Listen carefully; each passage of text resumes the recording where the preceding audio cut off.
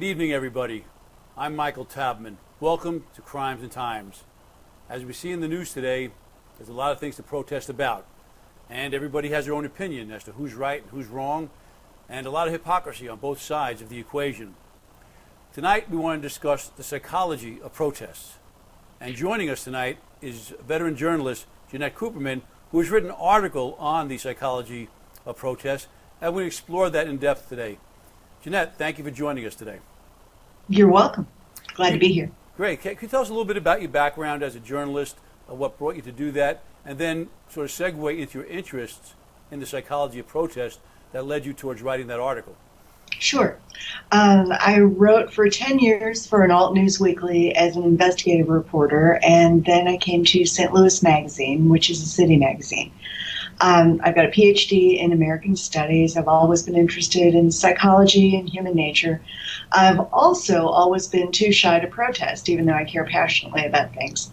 As you know, in St. Louis, things kind of blew up. We had a lot of unrest several years ago with Ferguson, and that's what intrigued me. I thought, what sends somebody into the streets? What determines how a crowd reacts? What determines how the people in power react? So that's why I dug into it a little bit. Very interesting. We have in common here, I am an armchair social psychologist. And I always like to explore that. I read a lot about it. Psychology Today is one of my favorite magazines. And even my first book, a lot of it is about social psychology. And I like Malcolm Gladwell and the types of books he writes, if you're familiar with his work. Mm-hmm. Right. So we'll go along that. I don't know if it's good or bad. You told me you have this PhD in American history, because now I think you've opened the door for me to challenge you a little bit on some of the things that may come up here. But we don't. Actually, it's American Studies, not history. Okay. Well. Okay. So I'm just going to address my earpiece here. All right. Also, interesting that you mentioned Ferguson, because I did some commentaries with the media on Ferguson, and when I give my speaking, I'm asked about that often. And during Crimes and Times, it comes up sort of as an event to be compared to other events. So we are going to talk about that as this goes on. So let's move to your article here. I'm going to do something I rarely do on camera, which is put on my reading glasses. All right, but I've come to the realization I need them. So you start out with the question, why do people join protest movements? So let me hit you with that question. Why do they? I think for a variety of reasons. Sometimes it's just pure conviction. Somebody is convinced that they can make a difference, that protesting can change whatever seems to be unfair, unjust, wrong. Sometimes they're just fed up. People reach a point where it's like, let's act out, let's do something. A lot of times they feel enough identity with a group that there's a solidarity that says, I've got to hit the streets because this group I'm part of has a message that needs to be communicated. Usually there's some sort of anger, frustration, sense of injustice, sense of urgency, and it feels like it's the only method left quite often. Interesting. I have to back up, think about my first protest. I was a student at John Jay College of Criminal Justice in New York City back in the late 70s. And this is a time when New York City was going through this great financial crisis. And I speak often about that headline in the news, President of New York City dropped dead, meaning that you weren't going to get a bailout. But at the time, there was a movement to close several of the CUNY, City University of New York, colleges. And John Jay was sort of on the chopping block.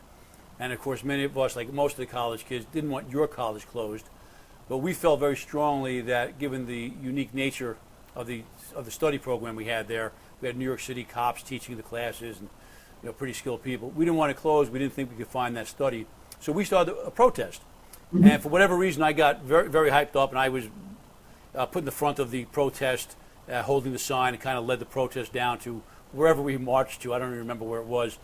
But I was very comfortable that there wouldn't be any trouble, given that we're all aspiring law enforcement officers, and there are many students who were New York City cops or cops outside that jurisdiction. I remember being there and one of the speakers saying, okay, I see the crowd is thinning out now. And I remember getting a shock. I said, really it is? And I turned around and I see it really was. But I was so worked up in the emotions of it that I didn't even consider the fact that people might be walking away from the protest, because I was so worked up. But like you, I don't go to protests because I fear now, having spent a career in law enforcement, of that one spark that might create violence, even though it's totally unintended. And I just don't want to be there. So I share those emotions maybe with the protesters, but just for safety and other concerns, I feel that protests tend to get out of control, and we can discuss that as we go on. So you talked about emotion, and you talked about anger, I believe, if not just now in the article. That's a driving force, anger, right? Mm-hmm. Yes. And as we know, happy people don't protest, right? True. Right? And we also find, the voices are usually those of the angry in politics, in the media. Sort of the silent majority, usually those who are happy with the status quo. So do you think that affects the appearance or how people interpret the protesters because they are expressing anger? Do you think that gives a reason for people to look at them and say, they're just angry, they don't like this, they're just malcontents? I think it's a reason to be dismissive. I also think it's a reason to be scared. We scare each other with our anger, and it can connote aggression, it can be unsettling, and if people are a little more invested in the status quo, or they're just a little nervous about anything that seems disruptive or not law-abiding, I think anger puts them on the defensive. Yes, it does. And you're right. We are afraid of anger, and maybe for the reasons we just said, because we don't know where it's going to lead. Mm-hmm. Exactly. Right. So we see someone getting. So I think about, for example, this shooting in Florida, which is off the subject, where this guy was yelling at this other guy's wife, and he came down and pushed him and he shot him. Mm-hmm. And I'm not defending anyone or the other, but you see someone yelling and screaming at you, you get scared because you don't know where that's leading. Right. And that maybe brings out violence. Someone just that fight or flight syndrome. Mm-hmm. I think there's another complication now because of the nature of the way we communicate. Things are almost instantaneous, and so you can mobilize a crowd really fast. You're not going to necessarily get just the protesters who are committed to an issue and know each other and have been working together. You can get interlopers. That's what happened here in St. Louis. You've got people coming in from all over the place. A situation can change very quickly, and I think at some level we all know that. So it's more of a powder keg. Right, and again, getting a little ahead of ourselves and where I wanted to be on this as we move along here, but anger fears us, or scares us, I'm sorry, anger scares us, as you just said. Now, think of the police officer on the other side of trying to maintain order. Mm-hmm. And he's just a person, or she's just a person like everyone else, in fear of their safety and with the additional responsibility of protecting others. And I think sometimes maybe protesters lose sight of the fact that even though they're police officers, they are afraid too. Yes. And if you don't watch your own behavior, you may evoke just what you and I said, that fight or flight syndrome. And not that cops aren't responsible for controlling themselves. They are. I'm not dismissing that, but they are just human. Yes. And we have to remember, we give them reason to fear, they're going to respond as well. Mm-hmm. Any thoughts on that? I think you're absolutely right. And I don't think that there's enough training in any kind of nonviolent response. I think sometimes the fear is justified, but it also causes a spiral because, sometimes law enforcement can bring out the tanks too fast. I agree. Sometimes things escalate. I think it's really hard to stay calm and just listen. And I think it's also hard. You almost have to identify people within that protest that are rational and find a way to listen so that you don't escalate too quickly. But I'm not telling anybody what to do because I would be absolutely useless in that situation. I think it's terrifying. I think all of us on both sides rely too quickly on aggression. Mm-hmm. And I don't know how we back off from that. Do you think that is a modern development, or do you think that goes back in terms of America? I know you're not a PhD in American history, but in American studies, going back in time, do you think that is something we've always been like, or is that just the evolution of mankind? I think that we've always resorted to violence. We've always had a really strong survival instinct. We've always been a fairly aggressive species. I think we're at a point where we could theoretically get control over that. And there is so much division and polarization right now that we seem to be losing that opportunity. I certainly don't think it's new. I don't think it's worse. But I think we ought to have the tools now to See, even the word combat is a violent word. We ought to have the tools to reconcile it and to talk to each other. And we seem to be unable to do that. Why? Why are we unable to do that? I don't think we trust each other. That's a really simplistic thing to say, but I think it's at the root of a lot of this. There's not a sense of common values, of a basic code of conduct, of common civility any longer. And so we've each broken into little groups and decided the others are the enemy. And I think that's as true for law enforcement as it is for activists on various issues. Everybody's in their own tight little group, and it's getting harder and harder to reach across those boundaries. And again, do you see that as having progressed over the years, or do you think this was more of a sudden development in our existence based on outside influences? That's a really big question. It is. That's why I brought you on. I think there have always been, tribal tendencies. I think there have always been fierce little tight groups and groups that didn't understand each other, and rebels that couldn't talk to people in authority, and people in authority who were so hungry for power that they wouldn't listen to people beneath them, supposedly beneath them. But if you look at the history of protests, we've been all over the place. The Arab Spring was really effective in Tunisia, not as effective in other places. Tiananmen Square was a disaster, but it certainly raised awareness. Vietnam took a long time, but probably did arguably help end the war. Sit-ins in the civil rights movement were calm and steady in some ways and very effective. They brought people together from separate groups. Rich white people were at those lunch counters sitting with people that they probably had not been close to before that. So it's all over the place. I think it depends on who's in power, who's protesting, how much sympathy there is for what they're protesting, and what their tactics are, how clear their message is, how they organize, whether they descend into violence and aggression or not, how disciplined they are, how creative they are. Sometimes, there's been some really creative protests that I'm not seeing today as much as in time gone by, but St. Louis has had some really fun, creative ones that were very effective decades ago. Well, it's interesting. If you looked at the board that I'm looking at here, where I put my notes of what I want to talk to you about, you would think you and I collaborated before this thing, because you just hit upon everything I have written down here. And I want to go over them, but I want to look at something you say here. You talk about the fact that people start in anger. And after they have their protest, there's a feeling of elation. Yes. They feel happy. Can you explain that more? Or during the protest. There's a solidarity. It's that sense of you've come together. First of all, you've done something, so you don't feel as helpless anymore. You don't feel as frustrated. You're with like-minded people, so there's a high to that. There's a euphoria. You don't feel alone. You feel like part of something that's bigger than yourself.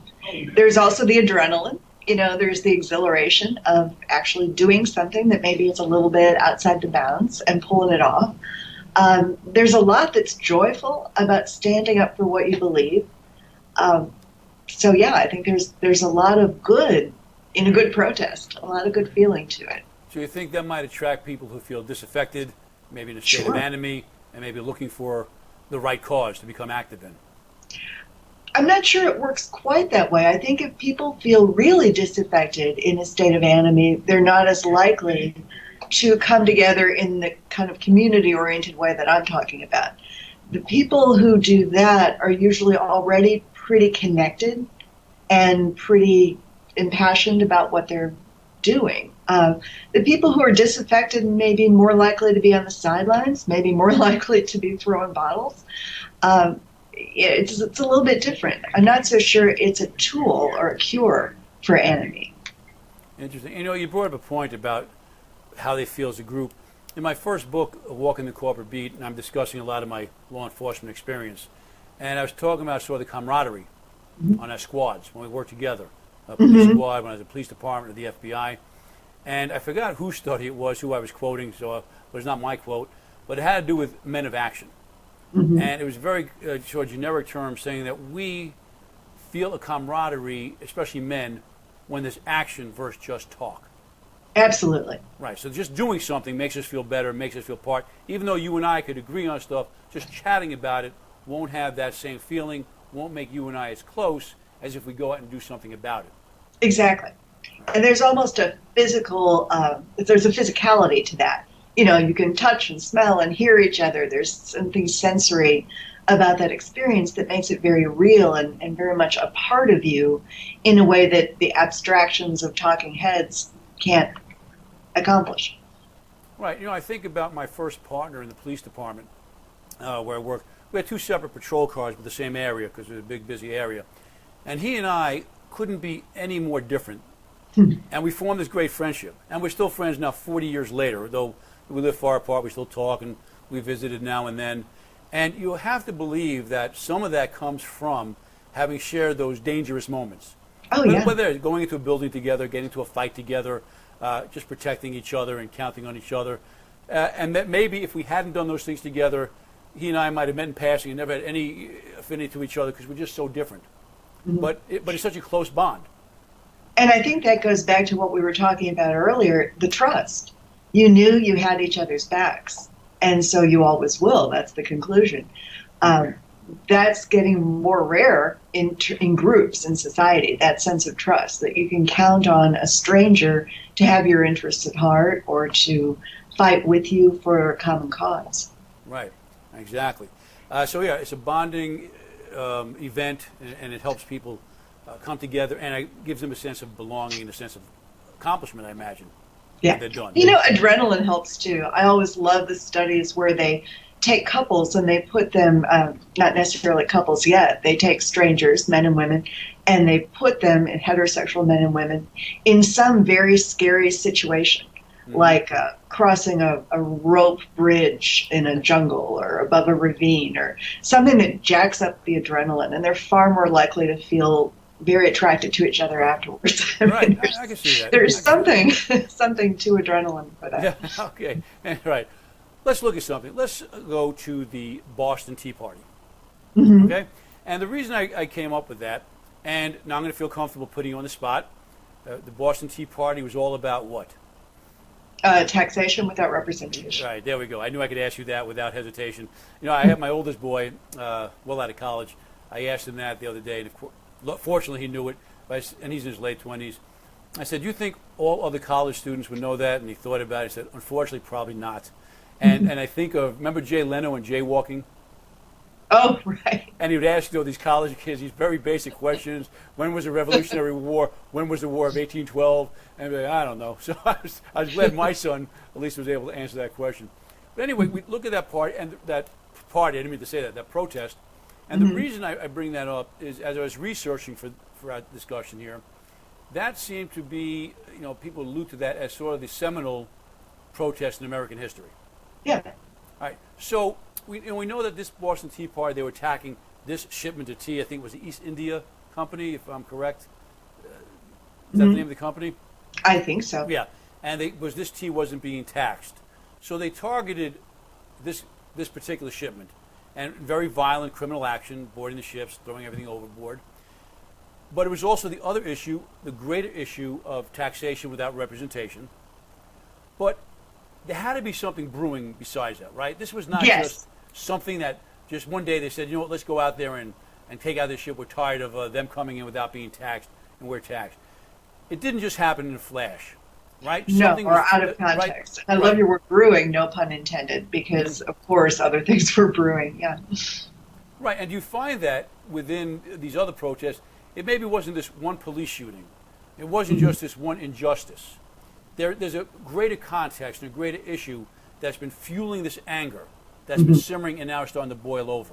It's a really interesting question. I'd love to know how many protests ever have sprung from a single isolated incident. I doubt that there would be many. Right, exactly. And we look at the Boston Tea Party. If someone said, what was the catalyst or the trigger for the American Revolution, probably most people say, probably the Boston Tea Party. But it's hard to believe that one spontaneous event would trigger an entire revolution. Right. So it had to be these underlying issues, constant frustration and brewing anger. It's probably what we see in social movements. So again, just looking at my board, I think about the women's suffrage. and that one parade that wasn't the only time they protested, but we remember as sort of, a seminal moment in Yes. women getting the right to vote. The March on Washington and Martin Luther King. Yeah. And what was different about his message on these protests? Well, nonviolence was different, and it started with Gandhi, but I think that's what made that come out a little bit differently than it would have otherwise. And do you think that was a major success in terms of trying to at least promote that? I think so. I think so. That could be my bias. Right. No, I think so. I think the fact that he was promoting that, it gave those onlookers, as you and I discussed, less reason to say, oh, just angry, just violent, just this or just that. It also gave them less reason to be afraid. Right. And exactly. it built a bridge where they could get a little bit past their own guilt, maybe, and say, okay, I'd like to align myself with this man. I think it was a way to heal some of that ahead of time.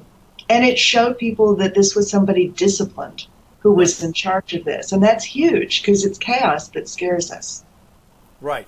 And anger that scares us. Yeah, and someone who's out of control, who feels like they have nothing left to lose. Right. So we have this, this demand for civil rights. And again, it wasn't just this moment. It was brewing from history of slavery and everything else that went along with these denial of rights to the community. And it culminated in a lot of success. Yes. And I think because a lot of people, even those who wanted to really not believe or not agree, saw that ammunition was taken away from them. We're not giving you a reason to hate us. We're not giving you a reason to fear us. All we're asking for is our human rights. Exactly. Then again, I look also, you mentioned the Vietnam War. And I grew up during that era, a little too young to have been drafted. I know right after, about 6 months after I got my draft card is when Nixon ended the draft. Oh. Right. But I had an older brother who, was certainly was subject, but he got a very low or high lottery number. My mother was like, I think we dodged that one. But I think of how, the emotions behind that. But again, the march against the Vietnam War, organized by the SDS. Now, that wasn't the only march on Washington, but why do you think that was, sort of the one that we remember as leading towards the end of the Vietnam War because of, social unrest? Was there something about that? Yeah, I don't know enough about SDS and how they planned it, but I think when there's one particular protest that emerges as pivotal, as landmark, you have to look at the context also of where we are on that issue. Sometimes it's that the time is right. Sometimes it's that there's enough general discontent and weariness that people can get behind this in a way that maybe they couldn't have several years earlier. And sometimes it's the scale and just how well it's pulled off. Right. Do you think external events make the time right? For example, in the Vietnam protest, certainly when the Pentagon Papers came out, right, that might have been sort of a motivating factor. Now we really need to, get in there and stress that message. Are these the kind of things that maybe also get people energized to go out there and protest? Something else, sure. New development? I think pivotal events, I think media, I think the body counts on TV were a big part of changing people's minds. I think getting certain personalities to come out for or against a cause can be a turning point. There's a lot of different things that can swing. You mentioned Malcolm Gladwell. There are a lot of things that can shift something and suddenly make it right for a different reaction. Right, and maybe Martin Luther King was the right person at the right time. And someone else may have not generated the kind of enthusiasm for his movement as he did. Yes. Now let's go here again, back to your paper here. So we talk about cognitive dissonance. You mentioned that here. Do you remember that? I'm trying to remember. It's been a long time since I read this. Yeah, I know. It is kind of an old article. Let me just kind of read it here. The purpose of any protest is to create cognitive dissonance between what you believe and what information is coming to you. Yes, and to so make on you the part of uncomfortable enough to make change. Yeah. It's on the part of the public. You're trying to create some cognitive dissonance so that people say, "Okay, hold on. Maybe I don't know everything about this issue." And what do you think is the best way? What are the protests, either literally or do you think, in a generic form, that gets that message out, that does get people to change their mind? What is sort of that secret sauce? Well, I'll tell you, protest? I have a soft spot for the ones that have a little bit of playfulness to them, and there's a reason. It's because that's disarming.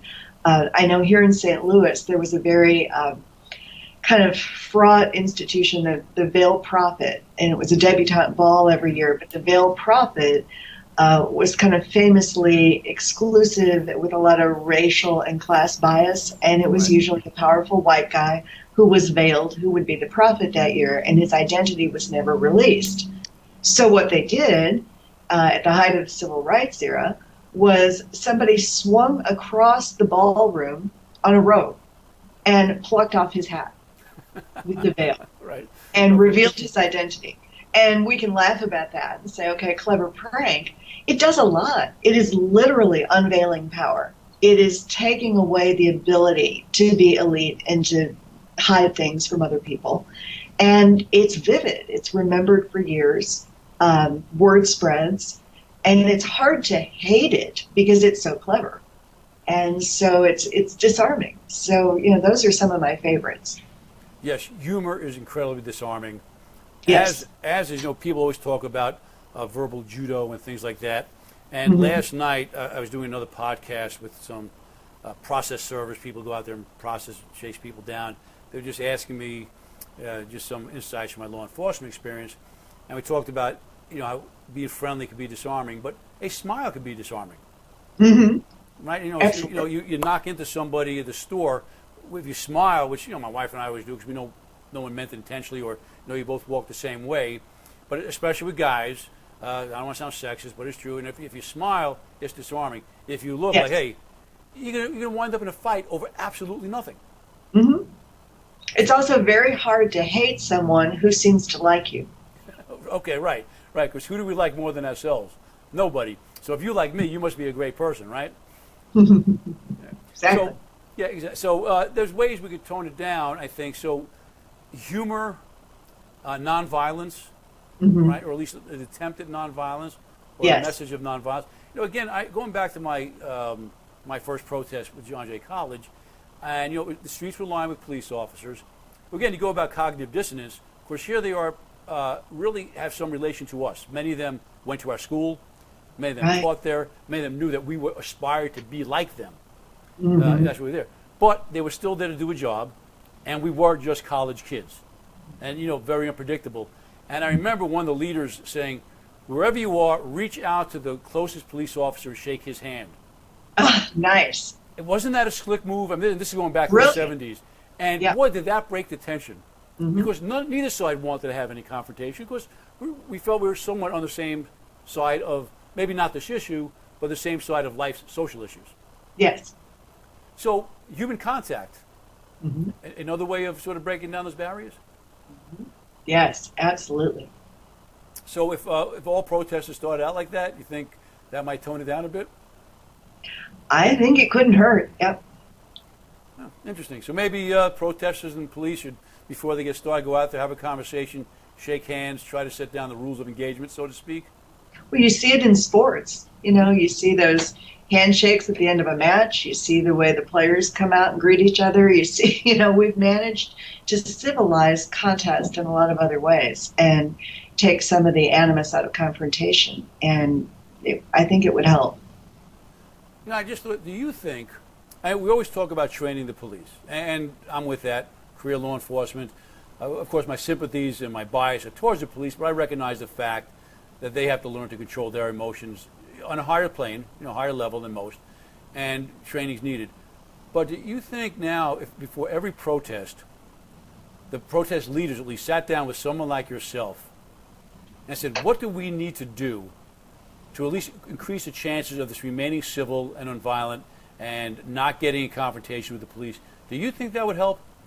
But it happened here. There were a lot of trainings in nonviolent protest, and it worked beautifully. The protesters took it upon themselves to go through that and to learn it and teach it. The problem quite often was people who came from outside who Yes. had a different agenda.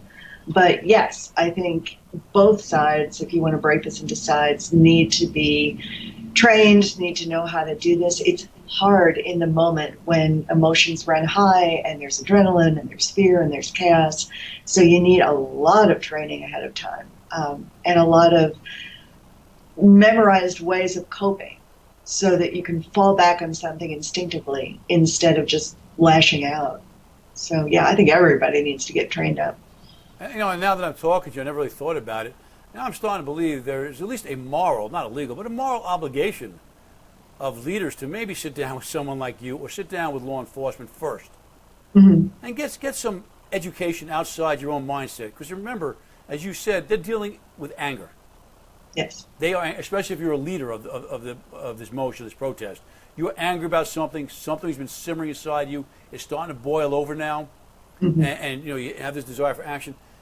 It's like you always, count to 10 before you say something, right? And maybe if we just slow down the process, not taking away anyone's right to protest. I'm not suggesting that, because I think it's important that things come to the surface. Yes. It's when we try to suppress. Even people have wondered why I always supported people's right to say really antagonistic things and nasty things, given my personal history and my professional history, because I think it's important we know who's saying what. And I think it's important that we let them vent that. Yes. And from a societal point of view and from a law enforcement point of view, keep it on the surface rather than drive it underground. Because we're just asking for more trouble. It gains power when it goes underground. Exactly. The more you suppress, the more dangerous it is. So. It does. So, again, maybe if we even required that, I don't know if that would, I'm sure someone would protest that issue, but right. maybe we said, before we give you this permit, which we will give you, but we want to identify who are the leaders, who's taking responsibility, at least in an ethical, moral sense, maybe not legal responsibility.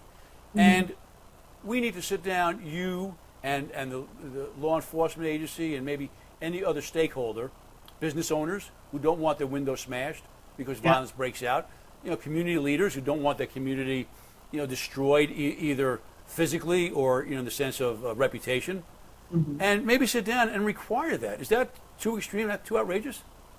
Not in my mind. I think it's just fine. I don't think it removes the ability to go do something that is disruptive in a creative, nonviolent way. You don't want to blow all surprise. You don't want this thing to be so lifeless and choreographed ahead of time, and it just seems so in cahoots with whoever you're protesting to that it takes all the fun out of it, all the energy out of it, all the power out of it. But I think you can have those agreements ahead of time about what matters, which is the preservation of life, preservation of property, which matters, not as much as life, but matters. And then I think, it does, you're not promising not to be surprising or disruptive, but you are promising to do your best to not have it be violent. And really that's in your own interest, because the faster it gets violent, the harder it is to convert the general public, which is part of why you're protesting, is to raise their awareness. So I don't think that's a bad idea. Right, just maybe cool things down. And like we always say, when you break bread with somebody, it's hard to really get angry at somebody when you've just also shared a meal. So if you share a meeting and the police chief or whomever is showing some concern for your safety as well. Yes. And the community, you say, we want to keep you safe. And here's how you could help recognize those outsiders, those instigators. Yes, and here's what you can do. That would be huge. So we could take them out before they ruin your protest and public opinion turns against you. And that's in everybody's interest. And then it becomes a lot harder for the people who are talking to each other to demonize each other. I think I'm seeing a mission for you and I after this okay, we're on. conference. I think we have something for us to do. A couple more things I want to get into. I want to keep you within the time frame here. I know you're taking a lot of time, and I appreciate that. Let's talk. I wasn't going to, but you mentioned sports. So let's talk about kneeling. Let's talk about the national anthem, what was started by Colin Kaepernick. Let me just get your personal opinions on that first, and let's explore it a little deeper, if we may. How do you feel about that? Just sort of what was your visceral reaction when you saw that starting to take hold throughout the NFL? I have no problem with it. I have no problem with it at all. I think it's a personal, symbolic act that we should be free to engage in. I understand that this is something seen as sacred and solidarity, but I think that's why it becomes a very eloquent message. It's not violent. It's just a way of saying something. You know, if there's a creed in a ceremony that I don't agree with, say I'm invited to a Wiccan ceremony or something, although I might agree with them, I think they're pretty benign. But if there's something I don't agree with, I keep my mouth shut. I don't say it.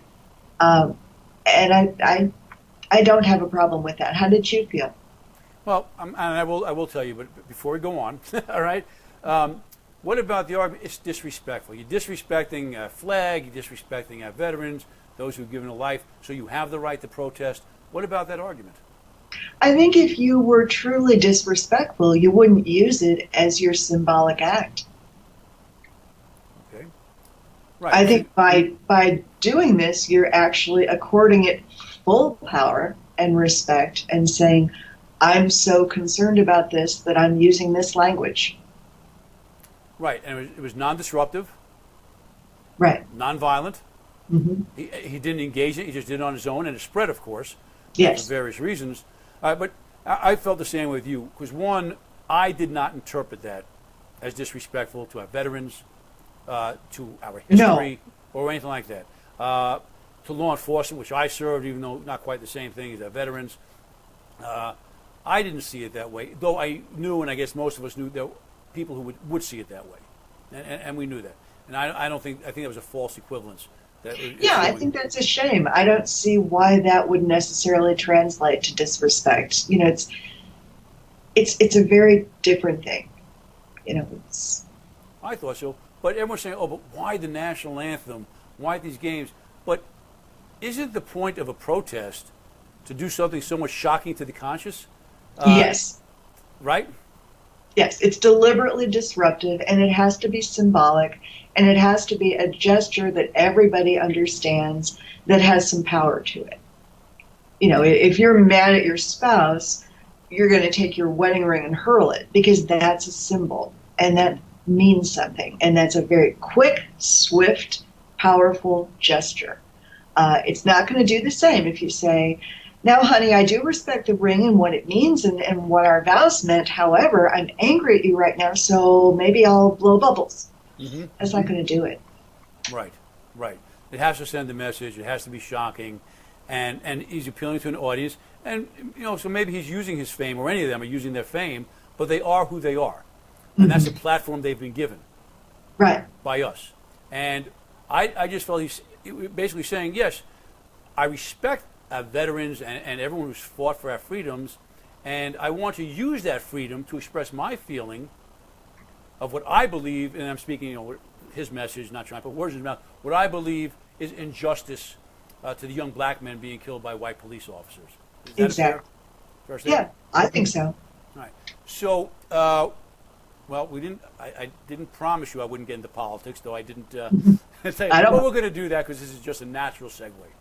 So we have the President of the United States, and let's not go anti-Trump, pro-Trump. That is a topic for a whole other day. But let's just deal with this subject. The President of the United States weighs in on this. What do you think about that? I think this president weighs in on everything. Right or wrong? For this particular subject? I would prefer a little restraint. I think it's perhaps a natural thing for a president to have an opinion about. I suppose it's within his purview. The way he weighs in, I think, doesn't add anything to an intelligent conversation. Okay. And looking at that, and it goes to the wider issue of things he weighs in on, you're a PhD, I'm an armchair social psychologist, all right? So putting those two expertises together, would you agree that people are influenced by authority? Yes, often too much. Right, and I use that example in some of these cases I'm working now in my retirement on wrongful conviction. Mm. And the reason I say it results in that, not only due to implicit bias and explicit bias in the system, but it also due to the fact that when a prosecutor gets up there and says, he did it, he's guilty, even if the evidence doesn't support that, in the mind of the jury, he must be guilty, because why else would someone of such respect and authority be saying that? I just wrote a very long story about a woman and a man who are in prison for life plus 45 years on the word of an eyewitness who admitted on multiple occasions that she lied. but what the jurors remembered is what the prosecutor said, and what they remembered more than any of the details and barely remembered the eyewitnesses' testimony, and that was the only evidence against them, the defendants. What the jurors remembered was the way he unwrapped the mints in his pocket. They paid close attention because he would pull one out and dramatically unwrap it. There's something wrong with the criminal justice system when that's what we focus on. Well, and that could be a whole nother topic, and I have covered wrongful convictions. I have a pet case. I'm working a few of them, but I have one particular pet case here. And for the audience, if you go to change.org and just search my name, Michael Tabman, you'll find that case I'm working on. And like your case, I don't know if this man is innocent or guilty, and I've told the family that. But what I do know, based on 27 years of law enforcement experience, is there's barely enough evidence to arrest him on probable cause. Nevertheless, put him in jail for years and years and years, trying to meet the criteria of beyond a reasonable doubt. Yes. We're barely at the probable cause level. Never mind there. But again, it was a prosecutor who I felt went forward, and I believe they have an inherent responsibility, if not a legal one, not to move forward, even though they can win, because we know they have the advantage. Yes. But to look at that and say, is this really in my mind, in my unbiased mind? You know, because they say, well, that's our job to prosecute, put people in jail.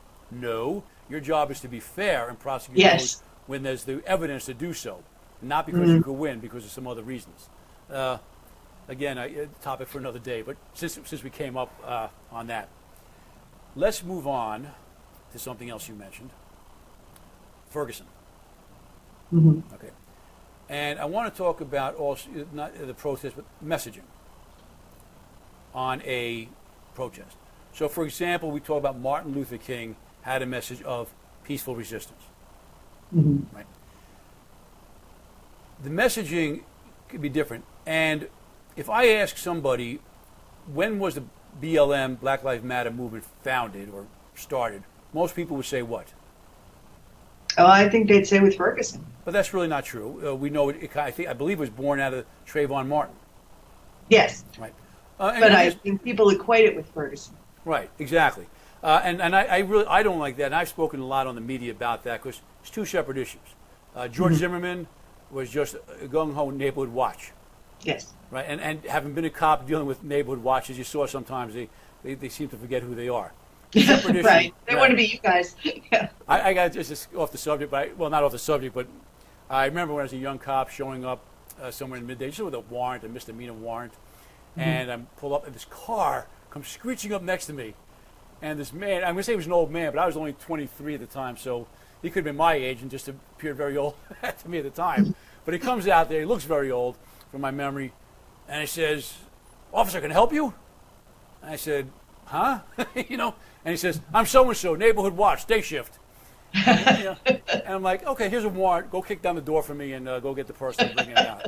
I'm like, "Really? Come on, go back in your car and please just drive away. Go away." All right, that's how you can help me. Obey the rules. Yeah, please. That's how you can help me. Well, anyway, where's I going with this? So anyway, so we talk about. So it goes back to Trayvon Martin, and just for the record, people think I was bringing up Trump, but I was critical of Obama when he was criticizing police departments. You know, when I felt, one, he didn't have all the facts, especially when I talk about the beer summit. Do you remember that? Oh, I do remember the beer summit. Yeah. The college professor, black man, someone called in a break-in, and a white officer showed up, asked for his ID, and it wound up in a fight, and they arrested the professor. And President Obama said the police acted stupidly. I felt he was wrong to do that. He didn't have the facts, and as an authority, he should have stayed out of it. So I call it on both sides. I'm not trying to show preference there. I felt he was wrong when he weighed in on those. But anyway, so we the Black Lives Matter movement, most people associate it with Ferguson. Now, here's the reality, and I said this very early on. I'm going to stick to where I was. The media came to me very early on during that shooting, before the Justice Department went out there, and I said my belief that the officer, it was a justified shooting. And then back then, and find on the videos, I said also, hands up, don't shoot, didn't happen. I was very confident about that before the investigation for a number of reasons, but based on my years of experience. And I just want to put that on the record because I still hold true to that. I believe it was a justified shooting. But the Black Lives Matter, sometimes we hear about them. Right now, we haven't heard about them lately, the movement itself. Do you think the fact that it's connected to Ferguson and to the Michael Brown shooting has hurt the movement at all? I don't know. I think that is such a complicated issue because how somebody thinks of Black Lives Matter depends on what piece of it, like the elephant, they've had their hands on, and who they've talked to and what context it has unrolled and what they thought about Ferguson. And, there's so many things that are variable in that. I don't have a good, simple answer for that one. Okay. So I remember hearing, and I don't like to bring up names, but a law enforcement officer who was on the news a lot during the campaign, 2016 presidential campaign. Mm-hmm. And he's a black law enforcement officer, and that's relative to what I'm saying. And he was hammering the BLM movement. And he's saying because it's founded on a falsehood, which is hands up, don't shoot. Mm-hmm. And he's pressing that point. But the fact is it wasn't founded on that. Mm-hmm. It was found, I believe, coming out of Trayvon Martin. But as you and I discussed, was it really just Trayvon Martin or Ferguson that started that movement? Why was that movement? What brought that to life? There's such a history of injustice behind all of this. I mean, if you just want to look at Ferguson, the history of people being fined disproportionate amounts of money for the slightest offense, and the municipal courts, that's one good thing that came out of those protests, is really so much was aired and changed and reformed as a result. There's so much inequity in this country that has led up to a point where people feel furious, powerless, slighted, for good reason.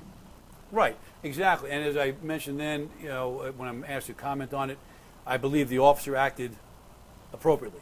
I think it was in legitimate fear of his life based on the evidence. But that doesn't mean there wasn't incredible miscarriages of justice in the city, in the police department, and the city administration itself. Right. That goes to what you and I were saying. It wasn't just this one issue that created this, conflagration. It was a simmering of injustices or perceived injustices, which are just as bad because it's up to the government to make you feel like you're being treated fairly. Mm-hmm. It's not up for us to find that. Now, we have to walk out there believing that. And it was all that led to this one thing. So again, it's this simmering to the point that the anger starts to boil over. And I think that's what led to it. And one of the things that also, again, going to messaging, recently I was a gubernatorial candidate here in Kansas. I was running for governor. I'm no longer running for governor. I just stopped my campaign for a number of reasons. But during that time, when I was asked, both people of color and white people would ask me, where do you stand? Black Lives Matter or Blue Lives Matter? Black Lives Matter or, everyone lives matter? Or something else, some affectation. And I used to get so angry at that because that's not a legitimate question. No, talk about a forced choice. Yeah, and I remember, they did that to candidates. And I can't speak for the Black Lives Matter movement. I'm not involved in it. I don't want to give the impression I'm trying to do that. But I would take the position that clearly they were not suggesting that Black Lives Matter to the exclusion of everybody else. Right. I think they're merely suggesting we have an injustice. And hey, folks, we matter. Mm-hmm. And what is wrong with that message? Absolutely Well, there's nothing wrong with that message. The notion that people feel so divided from each other that for one group to matter means the other doesn't is what's the problem. Right, but do you think there's something in their movement, their protest, that is not letting that message get out? Or is it just, everyone trying to, again, come up with a reason not to associate themselves with this movement? Because I think there's a harm in the message that's coming out there. I think people are defensive and reactive. What are you thinking in terms of the messaging? I could have heard that phrase and never thought anything more than, yes, they do matter, and we need to take better care. That's how I would have thought it. I thought it was pretty clear what they're saying.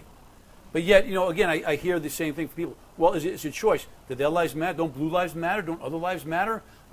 It's based on this falsehood that Michael Brown was, yelling hands up, don't shoot, which is not even what happened. One, that didn't happen, and two, that was not the genesis of BLM. So my question is, where did this breakdown of the message occur? Because I think the message is the right thing. We matter.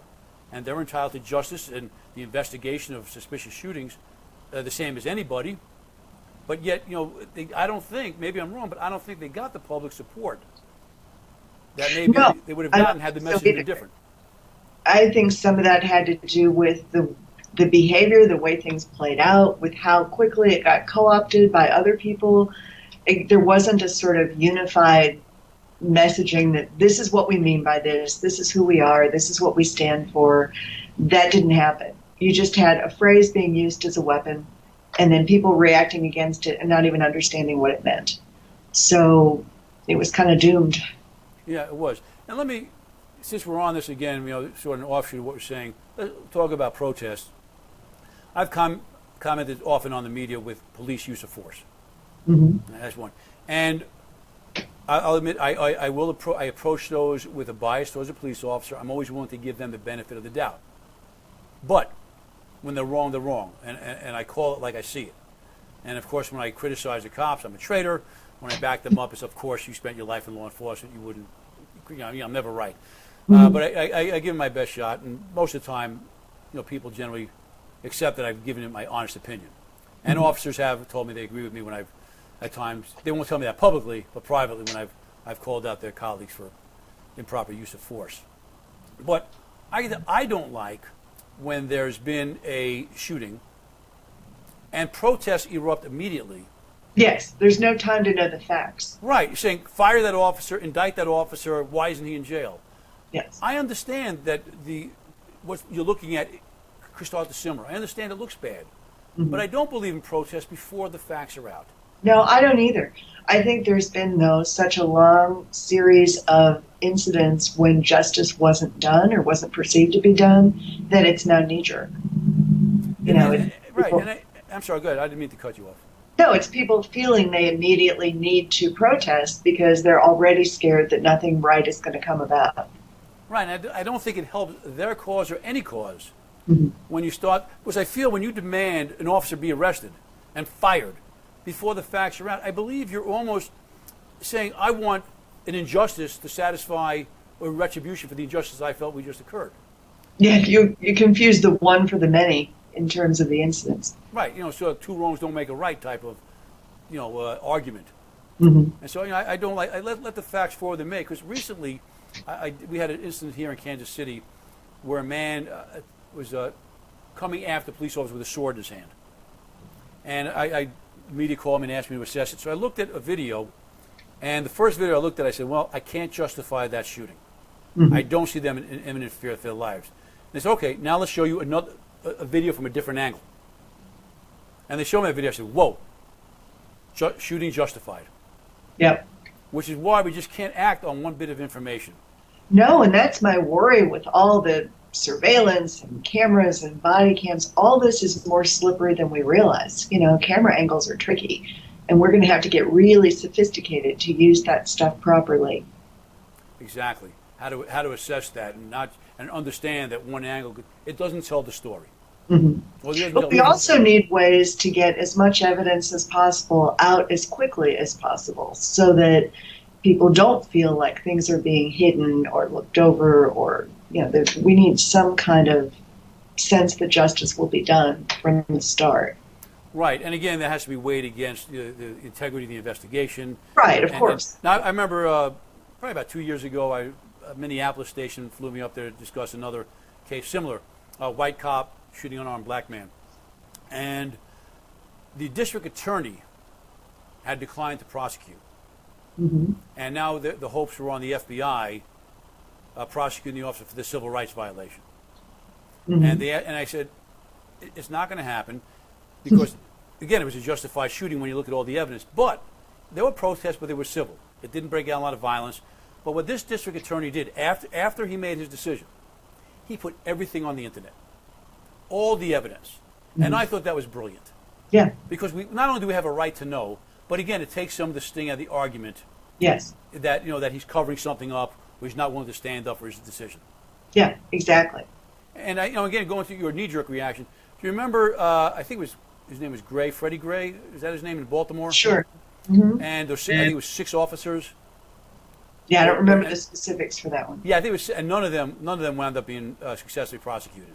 Right. But what I do remember, again, there were protests. Understandably, people were angry. There appeared to be no reason for this man's death, and I don't know the circumstances. I'm not claiming the officers were right or wrong. I'm not doing any of that because I don't know enough about it. But so a protest. But what I do recall is the district attorney standing up there and basically saying, in essence, not literally, but in essence, you wanted an indictment, I got you an indictment. And I remember thinking to myself, that was awfully fast. For 6 officers, and a higher, and going up to this, at least a sergeant rank, to get that kind of case together, and to make this very political argument, it almost sounds, I got it because you wanted me to get it. Yes. It has nothing to do with the facts, right? And it wound up with no one being successfully prosecuted. And I don't know if they should have been or not. I'm not passing judgment. I don't know. But certainly one has to wonder, was it, again, that rush to judgment, that rush to prosecute for political reasons, did that hurt the investigation? Yeah. All right. We're in a lousy position because there's been so much injustice. There have been so many hasty shootings as well as justified shootings. And now there's enough social sense that this isn't going to be tolerated anymore, but nobody has confidence in the justice system. So it's very hard to handle it calmly. Right. And, again, topic for another day. And, I've seen bad shootings, and some where there's no prosecution, I've been scratching my head on myself. And I say, no, but also you have to sit it on the trial to understand what happened or what didn't happen. You do. You do. To really make and a layperson is always going to miss some of the nuance of this stuff, and that's what's hard too. Yes, exactly. And again, as you and I talked about, there's levels of evidence and levels of proof that may not be there. Doesn't mean something did or did not happen, but the evidence has to be there before we convict someone. All right, let's get into the final phase now. All right, protest. Civil disobedience, certainly signs of protest. Recently, Sarah Huckabee Sanders, asked to leave a restaurant. Both sides of the aisle up in arms. Both sides claiming hypocrisy. What's your thoughts about it? About her being asked to leave? I think it's just how crazy a time we're in. I think it's really, I don't know. I don't blame people when they feel like, as an act of their own conscience with a business they own, that they can say, please leave. On the other hand, if we continue to let politics and our own feelings mingle with commerce, we're going to lose anybody's ability to go anywhere or buy anything. So I think it's a very murky issue. Oh, it is murky, but again, this is on the heels of the Supreme Court saying you don't have to serve a gay couple in terms of making this cake if it violates your deeply held religious beliefs. Right, and I was not so comfortable with that. Nor was I. On the other, I'm a great believer in personal freedoms. For a law enforcement guy, I'm kind of to the left. For a former FBI agent, they see me all the way to the left. I was about a left-wing nut job as far as my fellow agents were concerned.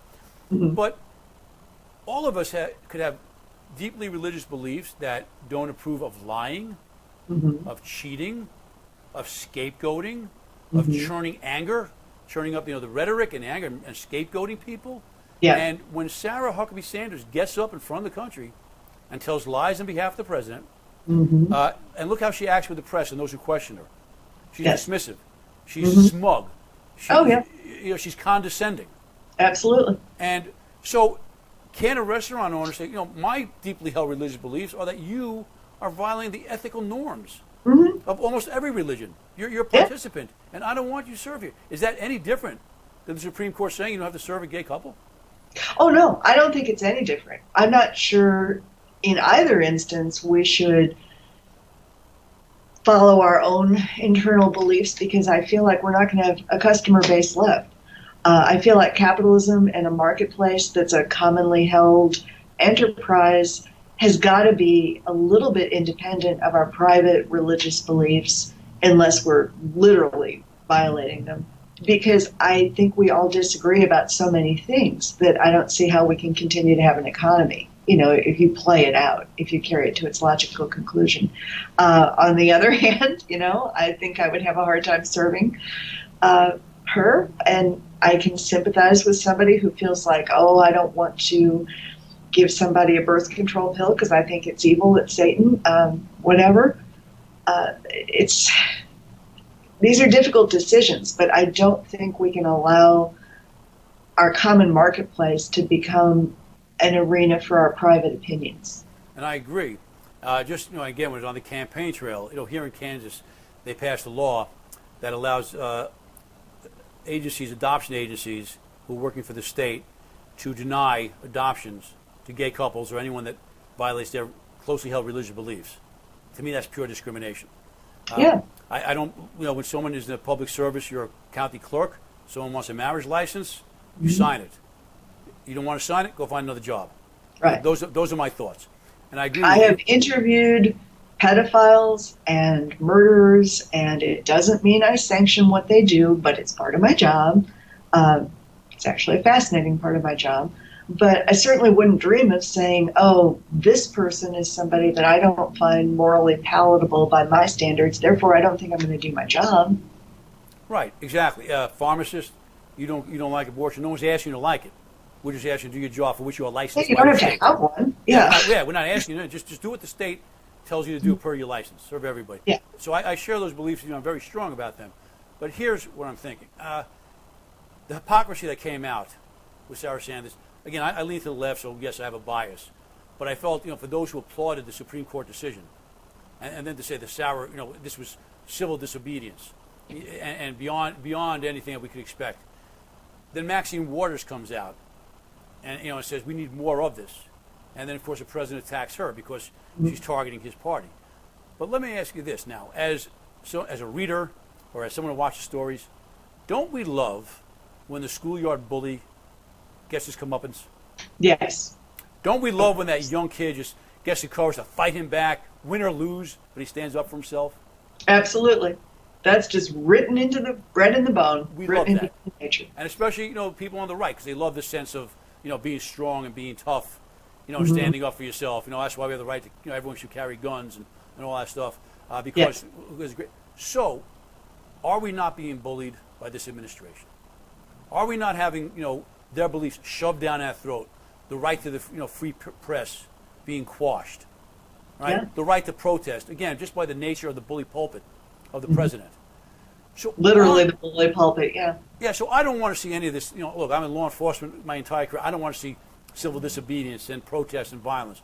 But are we heading to that direction? Because is there a point at which the bullied will say, I've had enough. Yeah. I am not going to take this anymore. And I'm going to do things like ask Sarah Sanders or other people, Homeland Security Secretary, to leave. I mean, I can't believe she had the thought to go into a Mexican restaurant after that. I said, exactly. If she can't see that coming, perhaps she should be in charge of Homeland Security if she couldn't see that on her radar. But nevertheless, why shouldn't they? And again, not that I'm saying I want to see it. I'm with you. It'll hurt our country terribly. Well, and I'm with you. I agree. I don't fault the person at all for doing it. I just don't know where we're going to end up. I wish we could find ways to have a little insurrection and stand up to the bullying without losing the ability to do business with each other. Right. But yeah, I don't blame that person at all. But we have an administration that's intransigent on anything. There's no backing down other than walking back things he says, only to walk them back later.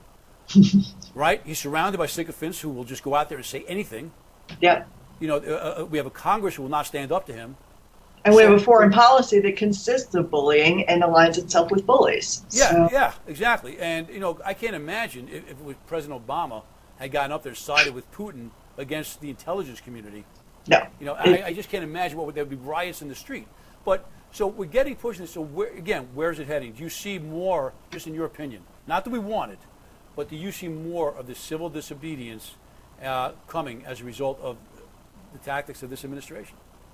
I almost hope so, if this continues. It is. A little scary, isn't it? I mean, something has to happen. Right. I don't like to see the grand American experiment in democracy fall apart. But if we don't find a common set of beliefs pretty soon that we can all adhere to and that do not include this kind of governance, we're in trouble. So let me give you an easy question. How do we accomplish that? That's a question for you. I'm going to flip that around. That's why What do you, I like being the host because I like to hit the questions on my guest and put them on the spot. Not an easy answer, is it? We got some tough times well, ahead. the sad thing is that historically, the only way we seem to come together is when we have a larger enemy or some kind of, economic crisis or some kind of natural disaster. It seems to take something worse rather than something better. So I don't know what apocalyptic fate is going to bring us together, but something better. Something better. Okay, Dr. Cooperman, I didn't give you that title earlier. I wasn't aware of that, so I want to pay that respect. No need. Any books that you have out that you want to tell our audience about, or any Just blogs a you murder do? mystery, so that's not You've not written, really you've written a murder nonfiction. mystery? Yeah. Oh, well, tell us. What's the name of it? Oh, it's called A Circumstance of Blood. Tell us a little bit about it. Oh, I'd rather not. I can't even think right now. I'm on deadline, and you're going to have to cut this part out. That's all right. But we can find it on Amazon.com, Yes. right?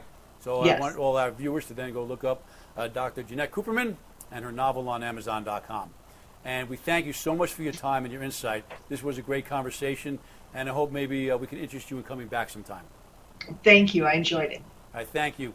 Thank you, everybody, for joining us tonight on Crimes and Times, and we'll see you next week. Good night. Okay, great. Thank you. You are welcome. All right, Thank you. talk to you soon. Okay. Bye-bye.